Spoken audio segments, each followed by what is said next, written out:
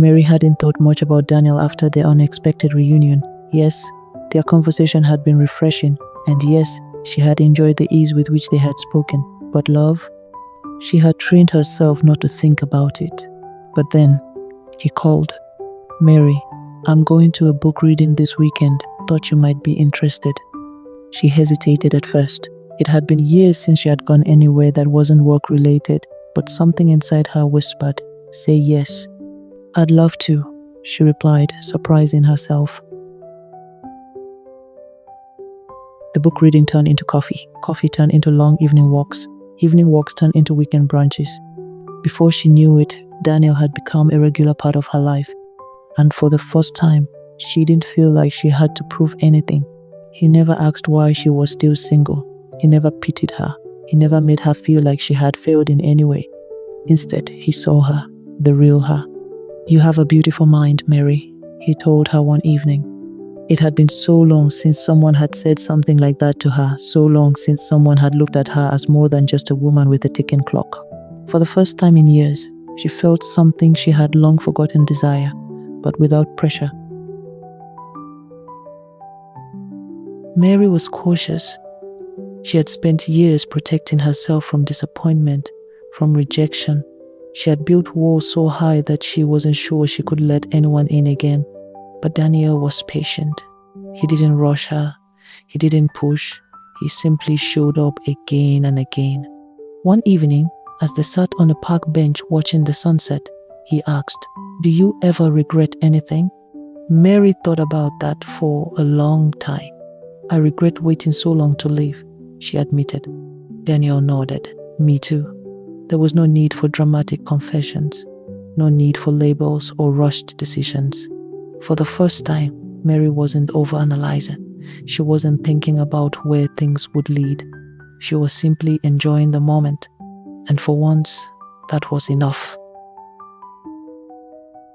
Mary had always believed that love was supposed to be big. It was supposed to be fireworks, the kind of love that made your heart race, that swept you off your feet in a dizzying whirlwind of passion and urgency. At least, that was the love she had imagined in her 20s. Now, at 47, sitting across from Daniel in a quiet restaurant, she was learning that love could also be calm. It could be slow, steady, and reassuring. It didn't have to be a chase. It didn't have to feel like something she had to prove herself worthy of. It could simply exist. Daniel was different from any man she had ever dated. He didn't make grand romantic gestures or try to impress her with extravagant plans. Instead, he listened, really listened.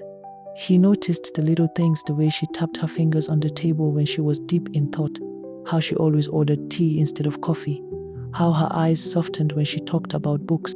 "You have a way of observing people," she told him one evening. "Only the ones I care about," he replied simply.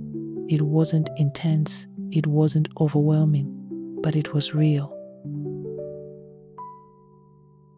Mary had spent so much of her life believing that love had to be fast and passionate or it wasn't real. But Daniel taught her that love could also be gentle and patient. He didn't rush her, he didn't ask her to change, he didn't make her feel like she had to catch up to some imaginary timeline. Instead, he let her be. "You don't have to have everything figured out, Mary," he told her one evening as they walked through a quiet park. "What if I never do?" she asked. Daniel smiled. "Then we figure it out together." And for the first time, Mary realized love wasn't about perfection. It wasn't about meeting unrealistic expectations or fitting into a specific timeline. It was about choosing each other every single day. Mary had spent years building walls, convincing herself that she didn't need anyone. But Daniel showed her that being strong didn't mean being alone. One night, after a long day, she called him just to hear his voice.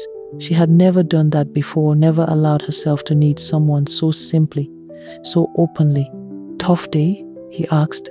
"Yes." "Want to talk about it?" She hesitated. Then, for the first time, she let herself be vulnerable. She told him about her fears, about how she worried she had waited too long, about how she still felt uncertain even as she tried to embrace this new life. Daniel didn't try to fix her. He didn't give advice. He just listened. "You're allowed to feel that way, Mary," he said, "but don't let the past make you afraid of the future." And in that moment she knew this wasn't the kind of love she had once dreamed of. It was better because it was real. One evening, as they sat watching the sunset, Daniel reached for her hand. "I don't know what the future holds," he admitted, "but I do know that I want you in mine." Mary didn't need to think about it. For the first time in years, she wasn't afraid of what was coming next. She wasn't waiting anymore. She was living. And that, more than anything, made her smile.